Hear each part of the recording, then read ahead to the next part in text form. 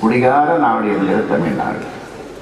மூன்றாவது, இன்னும் 60% மக்கள் கல்வி அறிவு பெறாதவர்களாக செய்தது இந்த ரெண்டு கட்சிகளுடைய ஆட்சியிலே தான்.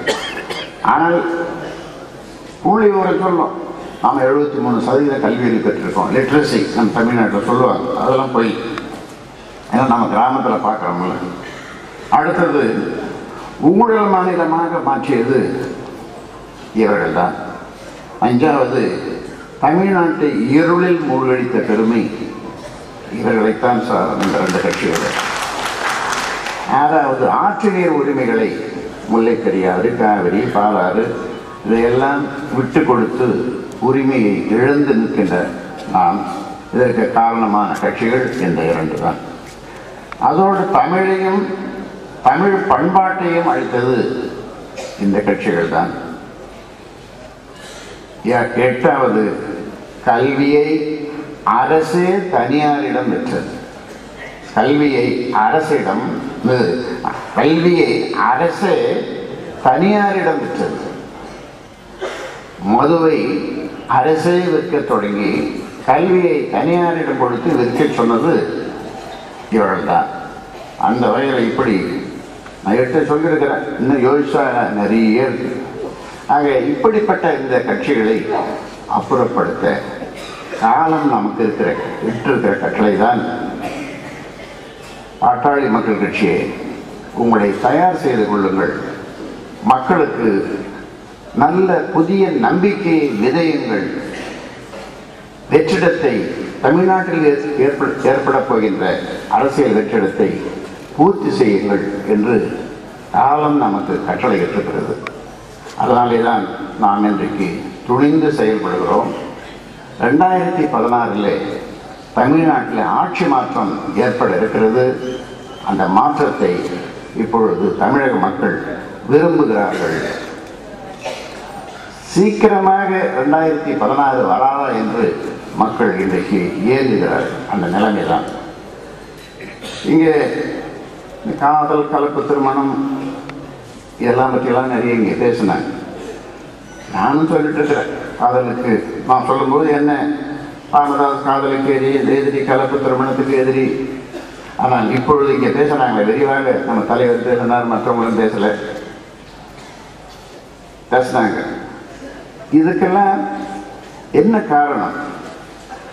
ஒட்டுமொத்தமாக பட்டியலினத்திலே இருக்கின்ற 75 சாதிகளை, அதாவது ஷெட்யூல் காஸ்ட், பட்டியலினத்தில் இருக்கின்ற 75 சாதிகளை நாம் குறை சொல்லவில்லை. இந்த வன்கொடுமை தடுப்பு சட்டம் தவறாக பயன்படுத்தப்படுகிறது. காதல் நாடகம் என்ற பெயரிலே கயவர்கள் கட்டை பஞ்சாயத்து செய்து காசு பறிக்கிறார்கள் என்று ஒட்டுமொத்தமாக நாம் சொல்லவில்லை. இந்த 75 பட்டியலினத்தவர்களே ஒரு சில சாதிகள், அந்த ஒரு சில சாதிகளிலே ஒரு சிலர் இப்படிப்பட்ட செயலிலே செய்கிறார்கள்.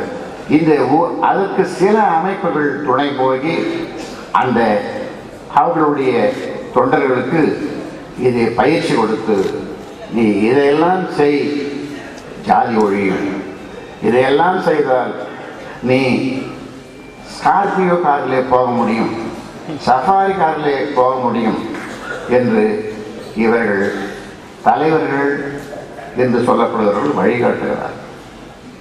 ஆக படி, உயர்கல்வி பெறு, வேலையை பெறு, மத்தியிலே 15 விழுக்காடு எஸ்சிக்கு, இங்கே 18 விழுக்காடு எஸ்சிக்கு. இந்த சலுகையை கொண்டு நீ உயர்கல்வி பெற்று பதவியிலே உட்கார். அதன் பிறகு உன் திருமணத்தை பற்றி நினை. அதன் பிறகு நீ காதலித்தாலும் சரி அல்லது கலப்பு திருமணம் செய்து கொண்டாலும் சரி, அதன் பிறகு நினை.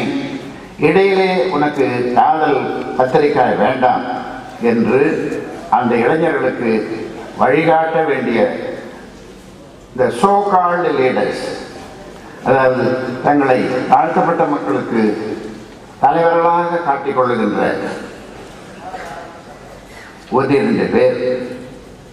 ஒன்றிரண்டு பேர் தவறான பாதைக்கு இளைஞர்களை அவர்களுக்கு அறிவுறுத்துவதற்கு பதிலாக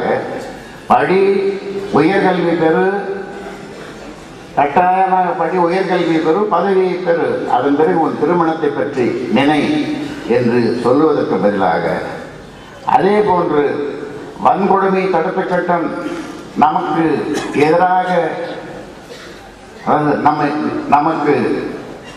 எதிராக நம்மை சாதி சொல்லி இழிவுபடுத்தினால் அதை பயன்படுத்துவதற்கு கொடுக்கப்பட்ட இந்த கேடயத்தை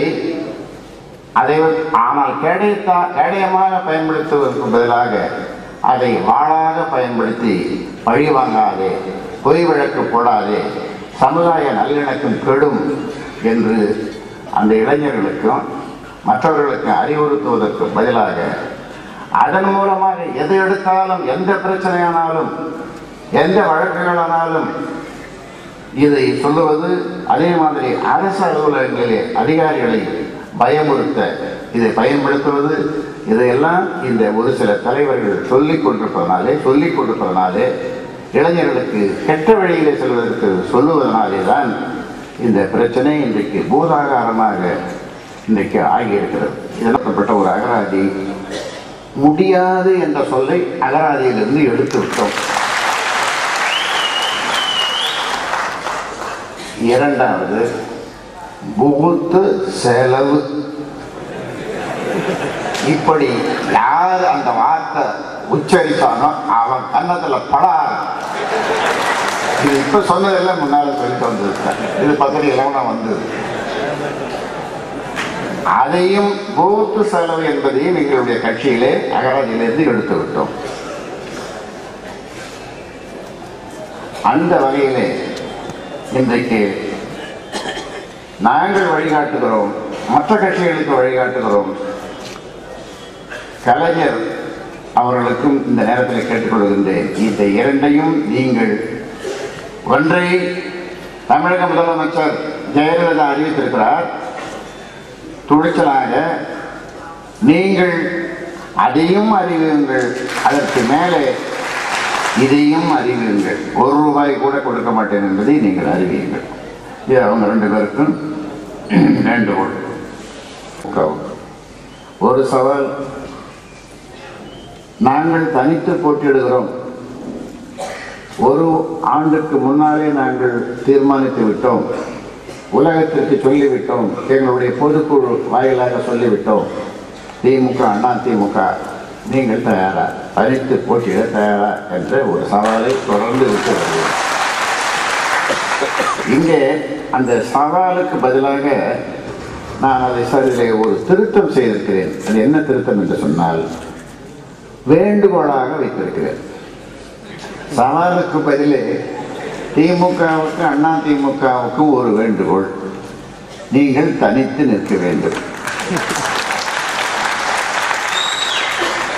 இன்று இதே நேரத்திலே அங்கே அண்ணா திமுகவினுடைய பொதுக்குழு, அந்த பொதுக்குழுவிலே அந்த கட்சியினுடைய பொதுச் செயலாளர் இந்த அம்மையார் ஒரு தீர்மானத்தை போட்டிருக்கிறார்கள். இனி இந்த நாடாளுமன்ற தேர்தலிலே அண்ணா திமுக தனித்துதான் போட்டியிடும் என்று அங்கே தீர்மானம் போட்டிருக்கிறார்கள்.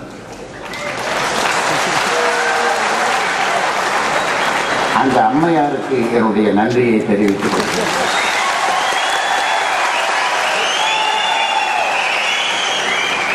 எங்களுடைய சவாலை ஏற்றுக்கொண்ட அம்மையாரே,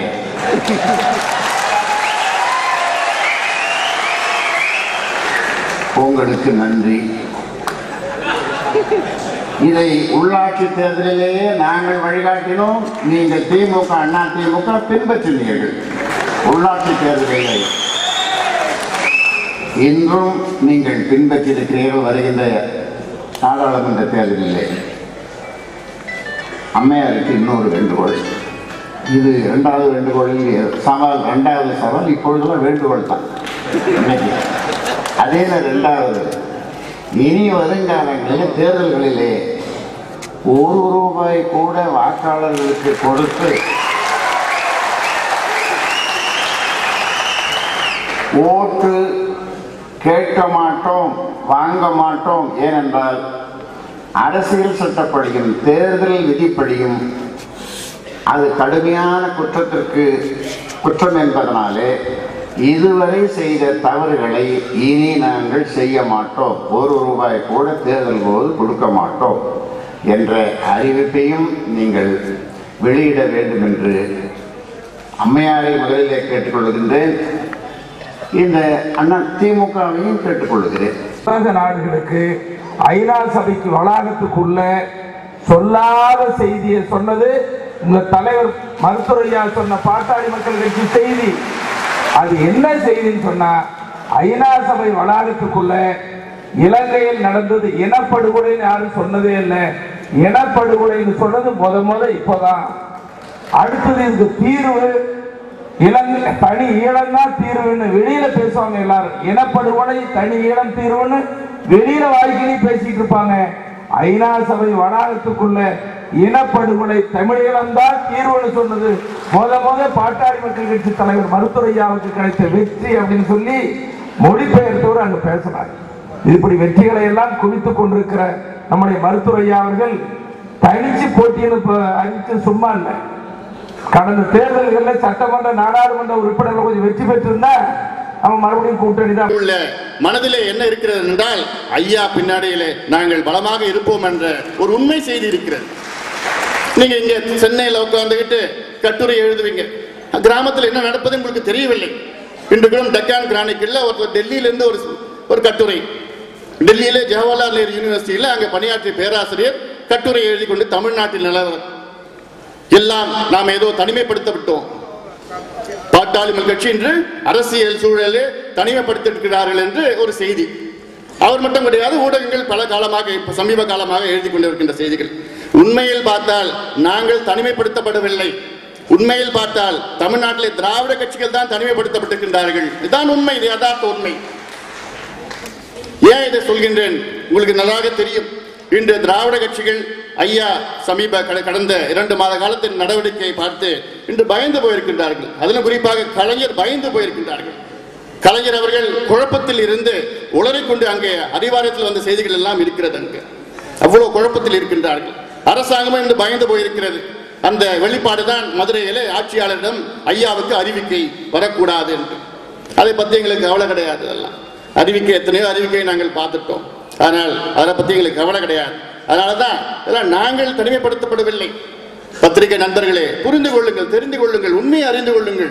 அங்கே கிராமத்துக்கு நீங்கள் செல்லுங்கள். ஏனால் எங்கள் கட்சி 90 விழுக்காடு கிராமத்தை சார்ந்த கட்சி, கிராமவாசிகள் சார்ந்த கட்சியில் எங்கள் கட்சி. அங்கே இருக்கின்ற பிரச்சனைகள், பெண்களை கேலி செய்வது இது ஜாதி பிரச்சனை கிடையாது, இது வன்னியர் பிரச்சனை கிடையாது, சமூக பிரச்சனை. மானமுள்ள எவனும் இதை எதிர்ப்பான். எங்களுக்கு மானம் கொஞ்சம் அதிகம், அதனால்தான் அதிகமாக நாங்கள் எதிர்க்கின்றோம். இதற்கு ஒரு சாதி வண்ணத்தை பூசி இவர்கள் வன்னியருக்கும் அவர்களுக்கு சண்டை. தருமபுரி சம்பவம் நம்முடைய மருத்துவர் செந்தில் அவர்கள் அழகாக சொன்னார்கள். அங்கே எதேச்சியா நடந்த ஒரு சம்பவம், தருமபுரி சம்பவம். அதை ஏதோ இவர்கள் தான் நம்ம தான் பண்ணோம், திட்டமிட்டோம், இரவு பகலும் திட்டம் போட்டு ஒரு பெரிய பிளான் பண்ணோமா. என்ன திட்டம், யார் பண்ணா? அங்கே நடந்தது என்ன பிரச்சனை? பெண்களை கேலி செய்த பிரச்சனை. இறுதியிலே ஒரு தற்கொலை செய்கின்ற அளவுக்கு அந்த தூண்டிய பிரச்சனை. அது எதேச்சியா நடந்த பிரச்சனை. அதை தூண்டி விட்டு என்னமோ எல்லா கட்சியும் நம்மளை எதிர்த்து போற. எந்த கட்சி எதிர்த்து நம்மள? தருமபுரி சம்பவத்தை எந்த கட்சி நம்ம எதிர்த்து அறிக்கை விட்டார்கள்? அண்ணா திமுக எதிர்த்து நம்மள இல்ல. காங்கிரஸ்காரங்க என்ன எதிர்த்தாங்களா? இல்ல.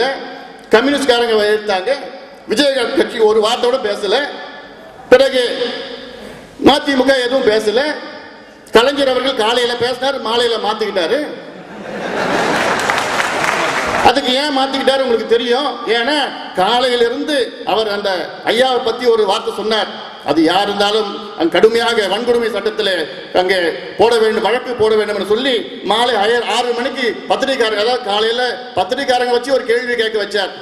இது மாதிரி நடவடிக்கை எடுக்கணும்னு சொல்லிட்டு மாலையில அதே பத்திரிகைக்காரங்களை கூப்பிட்டு வச்சு, ஐயாவுக்கு எனக்கும் நீண்ட நாள் தொடர்பு, நீங்க தான் அதை கெடுக்க பாக்குறீங்க பத்திரிகைக்காரங்களே, ஏன் அப்படி மனமாற்றம் 5 மணி நேரத்தில் மனமாற்றம் ஏன் செய்தார்னா அங்க அந்நிய அறிவாலயத்தில் தொடர்ந்து தொலைபேசி, கிராமத்தில் ஊர்ல இருந்து வந்து அவர் சும்மா இருக்க சொல்லுங்க,